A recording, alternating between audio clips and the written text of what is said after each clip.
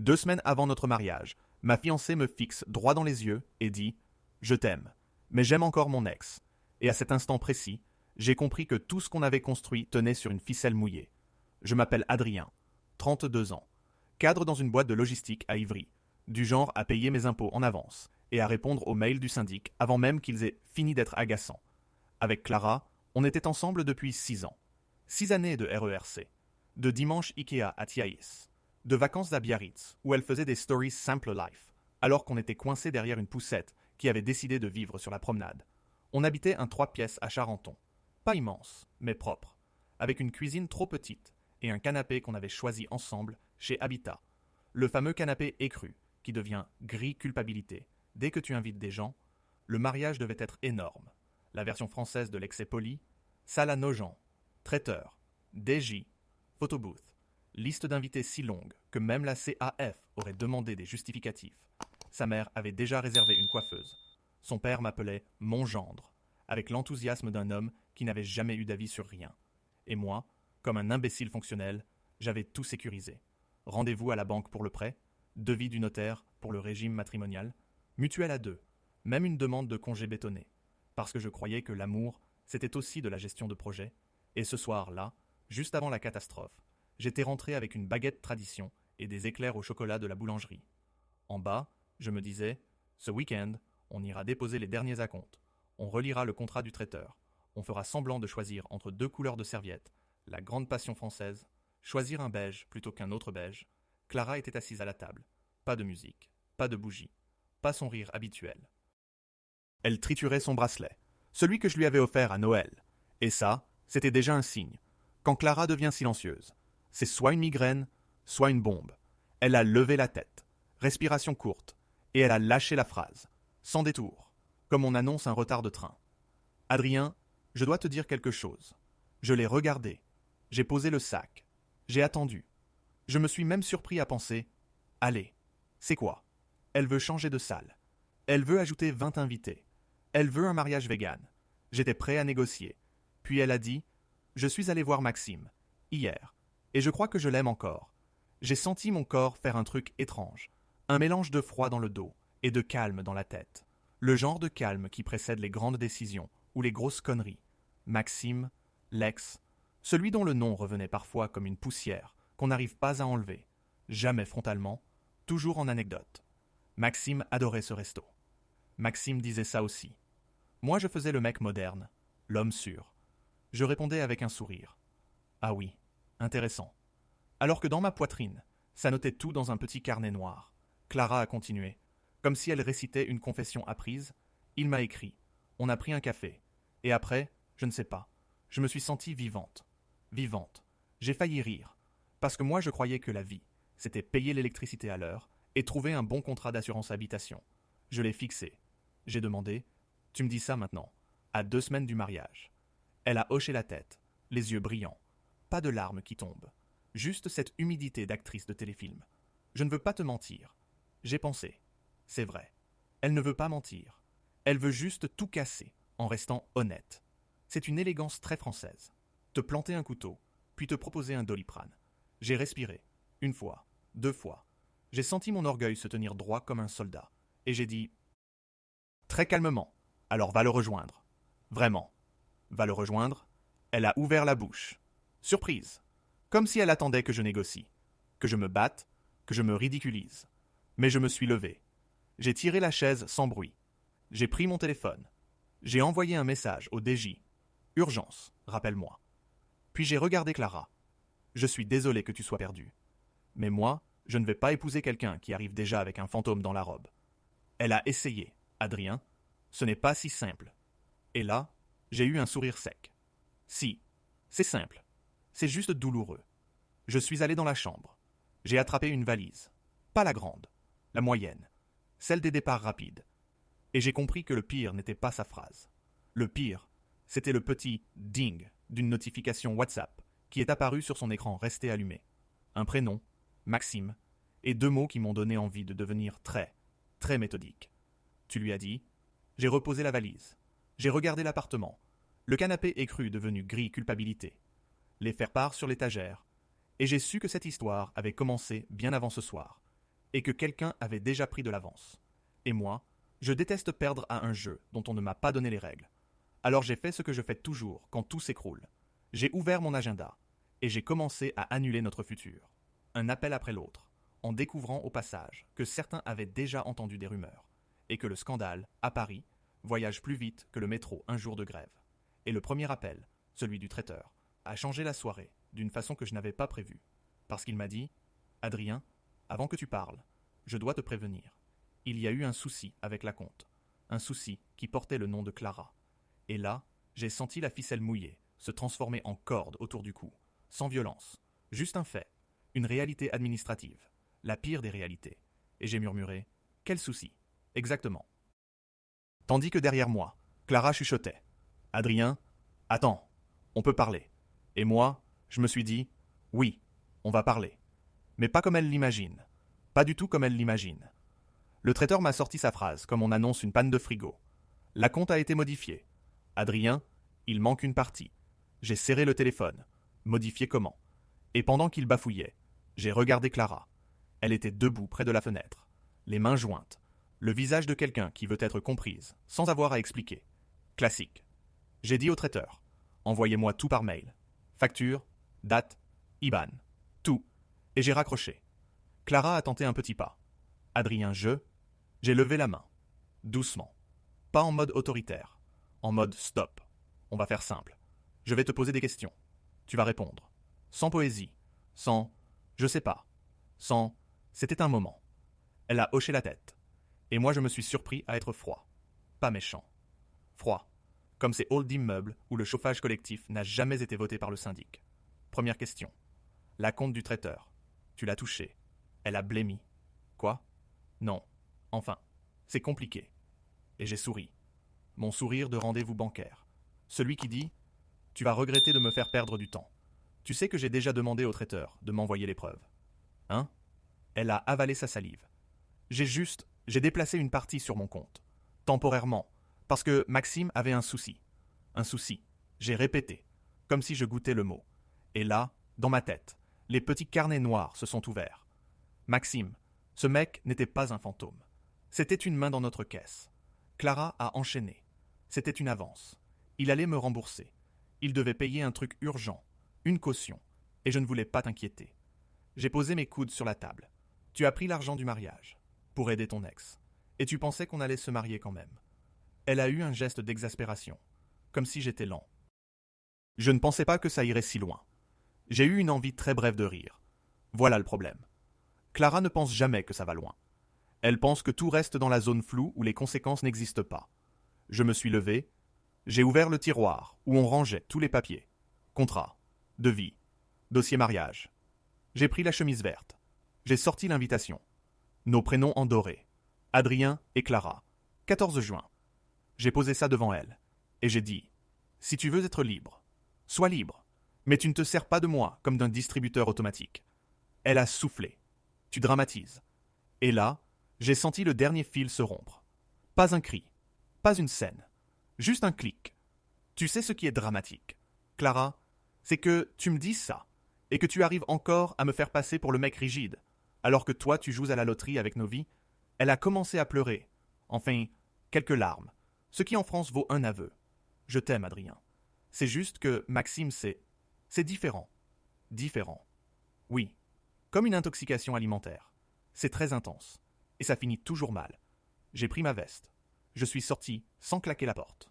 Parce que je suis ce genre d'homme. Celui qui ne donne pas au voisinage un spectacle gratuit. Dans l'ascenseur, j'ai regardé mon reflet. Visage tendu, yeux secs. Et je me suis dit, ok, on va gérer ça comme un dossier. Dehors, j'ai marché jusqu'au Monoprix. Pas pour acheter. Juste pour marcher parmi les gens qui choisissaient des fraises comme si le monde était stable. J'ai appelé mon meilleur pote. Samy. Il a décroché.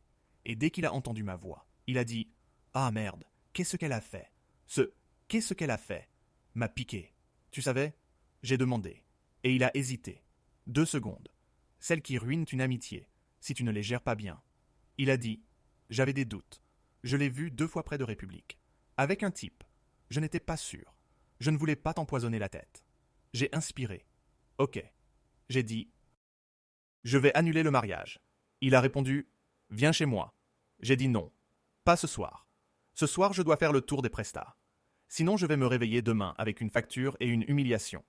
J'ai rappelé le DJ, puis la salle, puis la photographe. Et chaque appel était une petite mort. Bonjour, ici Adrien. On doit annuler. Oui, je sais. C'est tard. Oui, je comprends. Je paierai les pénalités. J'ai prononcé pénalité, comme on prononce tu m'as trahi. C'est le même goût amer. À la salle. La responsable m'a dit je suis désolé, mais j'ai déjà eu un cas similaire la semaine dernière. Et j'ai pensé magnifique. Je suis donc un épisode de série nationale. Quand j'ai fini, il était presque minuit. Je suis rentré à l'appartement pour récupérer mes affaires. Clara était assise sur le canapé, téléphone en main. Elle a levé les yeux. On peut parler calmement. J'ai répondu. On parle déjà calmement. C'est ça le pire. Je suis allé dans la chambre. J'ai pris mes chemises, mon ordinateur, les papiers importants, passeport, carte vitale. Et là, en ouvrant la pochette banque, je suis tombé sur un relevé imprimé, pas le nôtre, un autre, à son nom, avec une ligne qui m'a fait ralentir. Un virement récent, montant élevé, libellé. M, caution appart. La date, c'était 3 semaines plus tôt, donc avant même son café innocent. J'ai senti ma nuque se raidir. Elle préparait un plan B depuis longtemps. Je suis retourné au salon. J'ai posé le relevé sur la table. J'ai pointé la ligne. Et j'ai dit « Donc tu lui as payé une caution ? Tu as pris dans l'argent du mariage. Et tu viens me jouer la scène de la révélation honnête 2 semaines avant. Tu te fous de moi ?» Clara a pâli. Elle a murmuré « Je voulais juste assurer. » Assurer quoi ? Ton confort avec lui, ou ton retour au cas où il te lâche. Parce que ce n'est pas de l'amour. Ça, c'est une stratégie. Et elle a eu un regard que je ne lui connaissais pas. Un mélange de colère et de peur. Tu ne comprends pas, Adrien. Maxime a changé. J'ai eu un petit rire sec. Les gens changent. Oui, surtout quand ils ont besoin d'argent. Elle a avancé. Tu vas me faire passer pour une voleuse. J'ai répondu. Tu t'es fait passer toute seule. Puis, j'ai sorti mon téléphone. J'ai ouvert notre appli bancaire. J'ai bloqué l'accès commun. J'ai changé les mots de passe. Et je l'ai fait devant elle. Sans cri, sans grand discours. Juste un geste de survie. Elle a pleuré plus fort. Adrien, s'il te plaît, ne fais pas ça. J'ai dit, je fais ça parce que je t'ai aimé. Et parce que je refuse de te détester. C'est ma manière de rester digne. J'ai pris ma valise, la moyenne. Et j'ai ajouté, demain, on fait un point avec la banque. Et si la compte n'est pas intégralement reconstituée, je lance une procédure. Pas par vengeance, par hygiène. Elle a figé. Tu oserais. J'ai répondu, je suis cadre logistique. Clara, j'ose les tableaux Excel. Alors oui, je vais oser te sauver de toi-même. Je suis parti. J'ai dormi chez Samy, sur son canapé, à côté d'un chat qui me jugeait comme si j'avais choisi tout ça. Le lendemain, j'avais des messages partout. La mère de Clara, des cousins, des amis. Qu'est-ce qu'il se passe ? On a entendu. La rumeur avait déjà une vie propre. Et à midi, au lieu d'être en train de choisir des centres de table, j'étais dans une agence bancaire, en face d'un conseiller qui répétait le mot « fraude » avec la même prudence que s'il disait « cancer », et pendant qu'il imprimait des documents, mon téléphone a vibré. Une notification WhatsApp, un numéro non enregistré.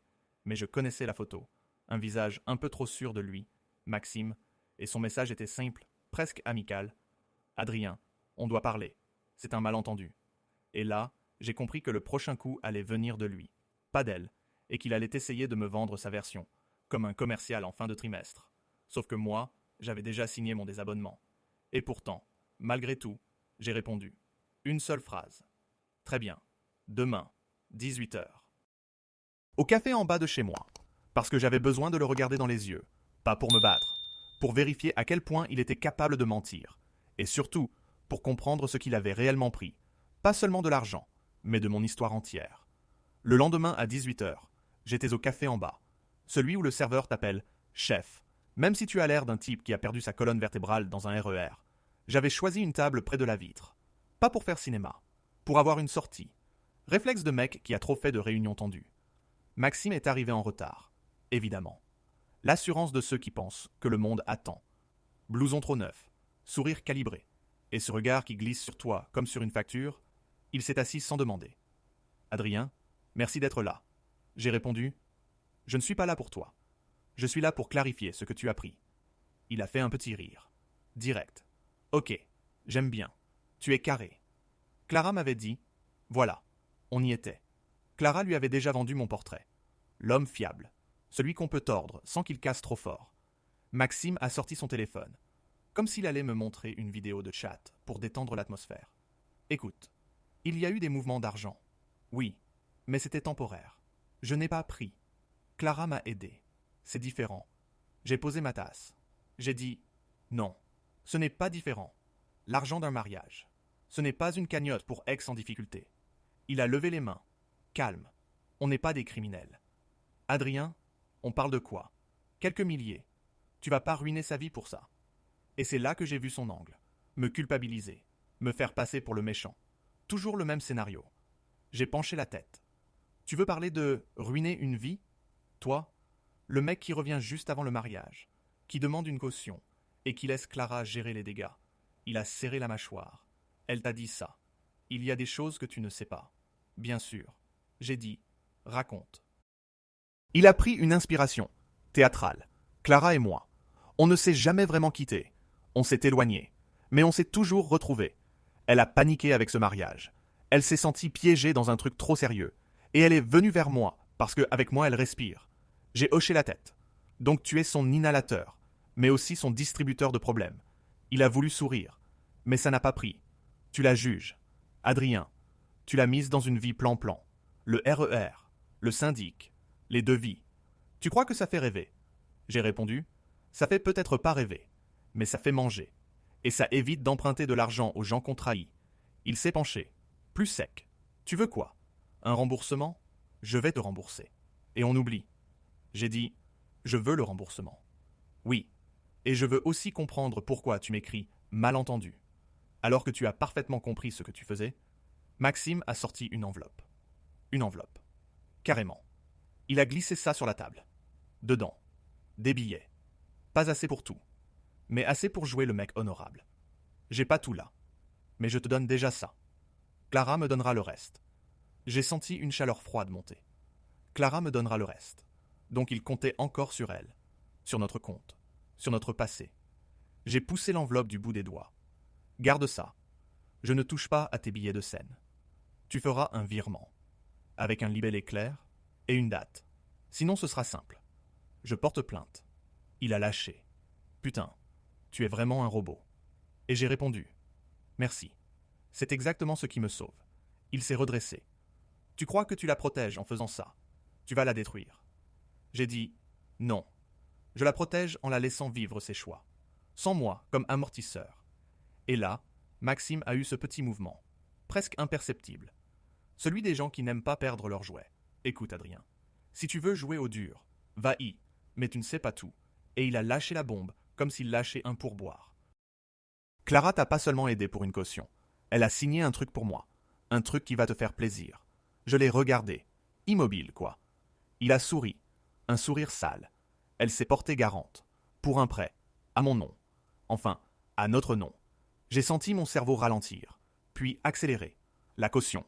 La compte. Et maintenant, une garantie. Tu bluffes. J'ai dit. Et lui? Tranquille. Je bluffe jamais. Demande-lui. Il s'est levé, a jeté une pièce sur la table, et a ajouté. Tu croyais que tu annulais un mariage, Adrien. Mais tu as juste ouvert un dossier. Bon courage. Puis il est parti, laissant derrière lui un parfum trop fort et une impression de piège. Je suis resté là, à écouter la machine à café siffler, comme si le monde continuait. J'ai sorti mon téléphone. J'ai appelé Clara. Elle n'a pas répondu. J'ai essayé encore. Répondeur. J'ai envoyé un message. Une seule ligne. Dis-moi la vérité, maintenant. Et j'ai attendu. Pas longtemps. Parce qu'au fond, je savais déjà que ce n'était pas un bluff. Clara avait cette faiblesse terrible. Confondre aider et se sacrifier. Et quand elle se sacrifiait, elle avait besoin de se raconter qu'elle était généreuse, pas manipulée. J'ai quitté le café. Je suis allé directement à l'agence bancaire. Sans rendez-vous. J'ai expliqué au conseiller que j'avais besoin de vérifier tout ce qui avait été signé. Tout ce qui pouvait engager mon nom. Il a tapé sur son clavier. Visage neutre. Puis il a relevé les yeux. Monsieur, il y a effectivement une demande de cautionnement, déposée il y a 10 jours, avec une signature. La sienne, pas la vôtre. Mais elle mentionne votre foyer. Et là, j'ai eu une pensée absurde. On devrait apprendre à l'école à reconnaître la panique administrative. Elle ressemble à une envie de vomir. Sauf que tu dois rester poli. J'ai demandé, Et ce que je suis engagé. Il a dit, on va vérifier la validité. Mais ça peut être contesté, surtout si vous n'étiez pas informé. Je me suis entendu répondre. Je n'étais informé de rien, à part qu'elle aimait encore son ex. Et c'est peut-être le seul truc vrai qu'elle m'ait dit. Je suis sorti avec des papiers, des copies, des dates, un début de procédure. Et dans la rue, mon téléphone a vibré. Un message de Clara. Enfin, Adrien, je suis désolé. Je voulais t'en parler. Maxime m'a mise sous pression. Je t'expliquerai. On doit se voir. J'ai lu ça 3 fois. M'a mise sous pression. La phrase préférée de ceux qui ont choisi, mais qui veulent rester innocents. J'ai répondu. Rendez-vous demain, 9h, chez le notaire. Tu viendras avec tous tes relevés et tous les documents. Sinon, on passe par les avocats. Et j'ai senti une étrange paix. Pas parce que j'étais guéri, parce que j'étais redevenu acteur. Le soir, chez Samy, j'ai trié les papiers, comme on trie des preuves. Et en fouillant dans ma boîte mail, j'ai trouvé un détail que je n'avais pas vu. Un mail ancien, venant d'une adresse que je ne connaissais pas. Objet, devis modifié, pièce jointe, PDF. Il était adressé à Clara, mais en copie, il y avait mon adresse. Et la date, c'était 1 mois avant. J'ai ouvert, et au bas du document, un nom apparaissait. Un nom de société. Pas celui du traiteur, celui d'un courtier en crédit. Et soudain, tout a pris une autre couleur. Pas juste une histoire d'ex et de sentiments. Une histoire de montage, de signature, de pression. Et peut-être, d'un plan qui me dépassait. J'ai fermé mon ordinateur. J'ai regardé Samy. J'ai dit, demain, je vais découvrir si Clara est naïve, ou complice. Et franchement, j'ignore ce qui me fera le plus mal. Le lendemain à 9h, je suis arrivé chez le notaire, avec une chemise cartonnée et une sérénité de psychopathe administratif. La salle d'attente sentait le café froid et les successions qui finissent mal. Clara est entrée 10 minutes en retard. Lunettes de soleil à l'intérieur. Donc soit elle se prenait pour une star, soit elle n'avait pas dormi. Elle a posé un tote bag sur la table. J'ai vu dépasser des relevés, des courriers et une enveloppe froissée. Le notaire, Monsieur Dumas, a commencé par les politesses. Puis il a levé les yeux. Bon, on m'a parlé d'un cautionnement et de virements contestés. J'ai répondu « Oui, et j'aimerais surtout comprendre comment mon foyer s'est retrouvé cité dans un dossier de prêt pour Monsieur Maxime L. » Clara a tressailli au nom. Elle a murmuré « Adrien, je t'en prie, pas comme ça. » Je l'ai regardé, calmement. Comme ça comment? Avec des faits. Monsieur Dumas a pris la parole. « Madame, avez-vous signé un acte de caution ?» Clara a ouvert son tote bag, a sorti un papier. Ses doigts tremblaient. « Oui, j'ai signé. » Mais je croyais que c'était juste une attestation. Maxime m'a dit que c'était pour accélérer. Et j'ai senti mon sarcasme se lever tout seul. Accélérer? Oui. Comme ça on accélère aussi vers le mur. Le notaire a pris le document, l'a parcouru, puis a posé une question qui a cloué Clara. Vous avez signé en votre nom propre. Et vous avez indiqué vivre en concubinage avec monsieur. Ce qui permettait de présenter un dossier plus solide. Clara a tenté. Je ne voulais pas l'impliquer. Je voulais juste aider. J'ai soufflé. Tu as littéralement écrit que je te soutiens. C'est tendre comme mensonge. Monsieur Dumas a expliqué, en termes très notaires, que la banque pouvait chercher à engager le foyer, surtout si des fonds communs avaient été utilisés, et que contester était possible si la manœuvre était prouvée, notamment pression, tromperie ou falsification de pièces. J'ai sorti le mail du courtier. Je l'ai posé devant lui. Voilà, un devis modifié. Un courtier en crédit. 1 mois avant. Clara a blanchi. Je ne savais pas qu'il y avait un courtier. Maxime m'a juste envoyé des papiers à signer. Je me suis penché.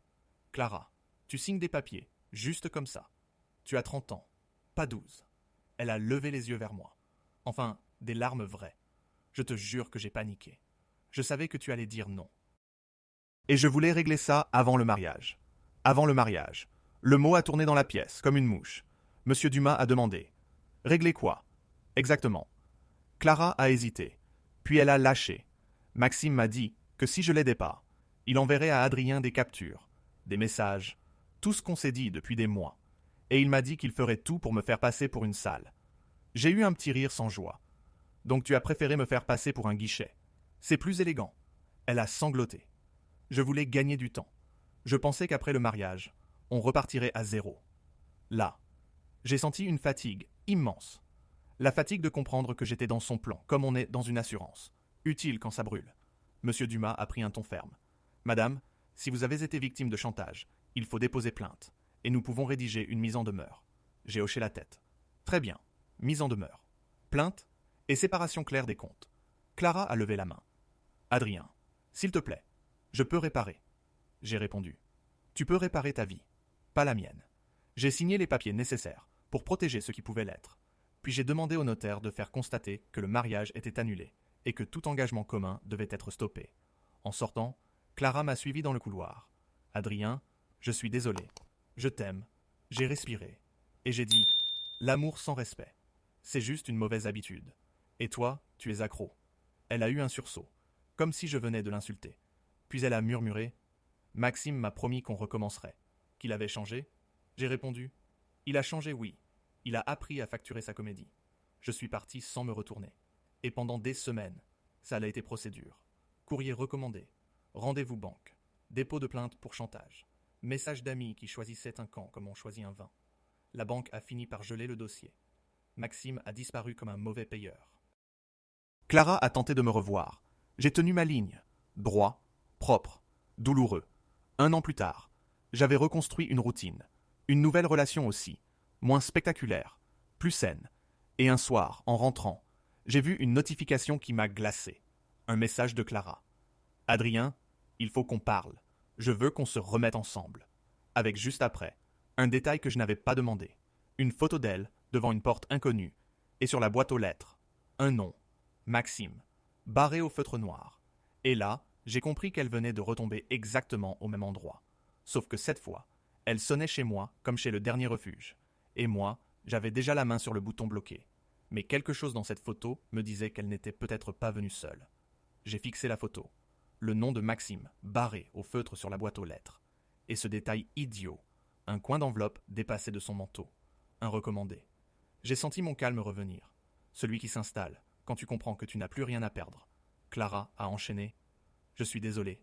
Il m'a détruite. J'ai compris. Toi, tu étais le bon. Évidemment, le bon. Comme un meuble solide qu'on regrette après avoir acheté du design en carton. J'ai tapé. Tu veux parler? Tu écris? Je ne te vois pas. Elle a répondu en rafale.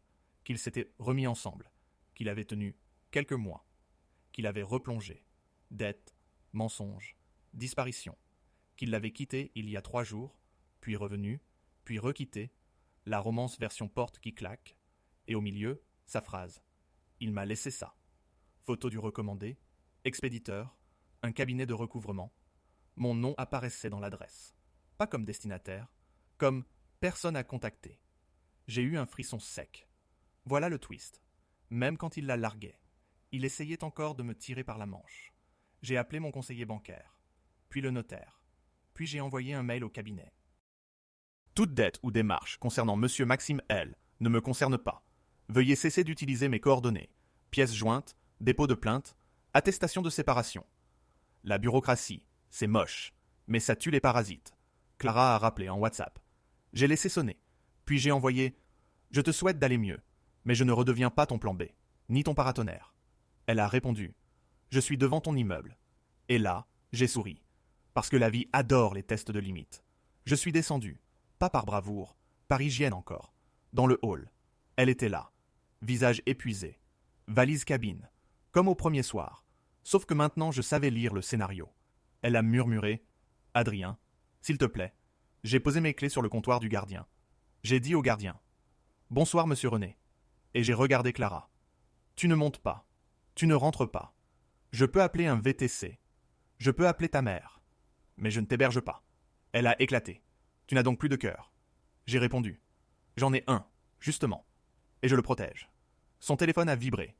Un appel. Elle a blémi. Maxime. Elle a décroché. A écouté. Puis a raccroché.